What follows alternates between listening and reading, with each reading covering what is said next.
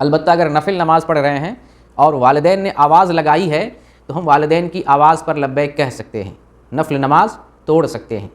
اس کی دلیل صحیح بخاری کی حدیث، صحیح بخاری میں ایک واقعہ آتا ہے جریج کا واقعہ، 1206 نمبر کی حدیث ہے۔ جریج یہ بنی اسرائیل کے لوگوں میں سے ہیں، نماز پڑھ رہے تھے، والدہ نے آواز لگائی اے جریج، ان کو سنائی بھی دیا، لیکن وہ کشمکش میں پڑ گئے، میں نماز توڑوں یا پھر والدہ کی بات سنوں، اللہ کی بندگی کروں یا والدہ کی بات سنوں۔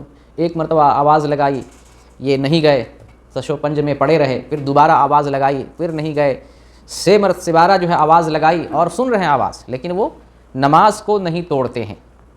تو والدہ نے بد دعا دے دی کہ جریج کی موت اس حال میں آئے کہ وہ کسی فحش عورت کا منہ دیکھ لے، فاحشہ عورت کا منہ دیکھ لے، اس وقت تک موت نہ آئے۔ تو دعا قبول بھی ہو گئی، اس لیے والدین کی بد دعا نہیں لینی چاہیے، اور والدین کو اپنی اولاد کے لیے بد دعا کرنا بھی نہیں چاہیے۔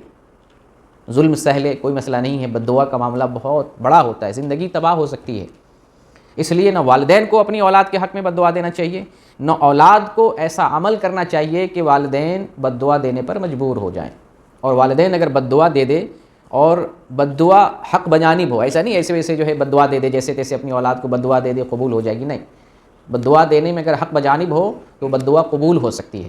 جیسے یہاں والدہ نے، جریج کی والدہ نے بد دعا دی اور بد دعا قبول ہو گئی، اور ہوا کیا کہ ایک عورت جو بکری چرا رہی تھی اس نے الزام لگا دیا جریج پہ، جبکہ یہ ایک نیک آدمی تھے، عابد و زاہد تھے، یہ والدہ کی بد دعا لگ گئی اور الزام ان کے اوپر آ گیا۔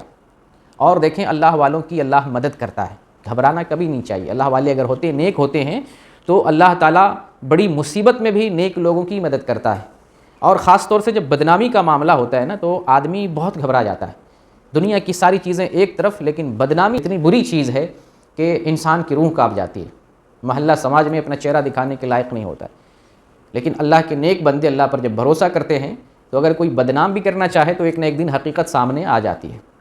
جس عورت نے الزام لگایا تھا کہ اس نے میرے ساتھ بدفعلی کی ہے، گناہ کا کام کیا ہے جس کی وجہ سے حمل ٹھہر گیا ہے، تو جریج ہی نے کہا کہ بلاؤ اس عورت کو، کہاں ہے جو الزام لگا رہی ہے۔ تو اس عورت کو بلایا گیا، بچہ پیدا ہو چکا تھا، بچے سے پوچھا گیا کہ تمہارا باپ کون ہے؟ تو بچے نے کہا کہ میرا باپ فلاں چرواہا ہے، راعی الغنم، میرا باپ چرواہا ہے۔ بچہ جس کے اندر بولی نہیں ہوتی ہے، قوت گویائی نہیں تھی، اس وقت بولنے کے قابل نہیں تھا، اس بچے نے اس حقیقت کا اظہار کیا کہ میرا والد فلاں چرواہا ہے۔ تو اس سے یہ بات ظاہر ہو گئی کہ ان کے اوپر جو الزام لگایا گیا جھوٹا الزام ہے، یہ بات سچ نہیں ہے۔ تو نیک لوگوں کی اللہ رب العالمین مدد کرتا ہے، اور اللہ تعالیٰ ایسی غیبی مدد کرتا ہے آدمی سوچ بھی نہیں سکتا ہے۔ وہ بچہ بولنے کے قابل نہیں تھا، لیکن اللہ تعالیٰ نے بولنے کی طاقت دی اور اللہ رب العالمین نے مدد فرمائی ہے۔